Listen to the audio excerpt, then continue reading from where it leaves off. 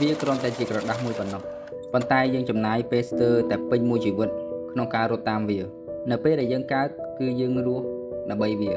យើងទៅសាលាដើម្បីអាចបន្តការសិក្សាថ្នាក់សាកលវិទ្យាល័យយើងបន្តទៅសាកលវិទ្យាល័យនៅពេលចប់ដើម្បីអាចរកការធ្វើបានហើយយើងទៅធ្វើការដើម្បីស្វែងរកលុយ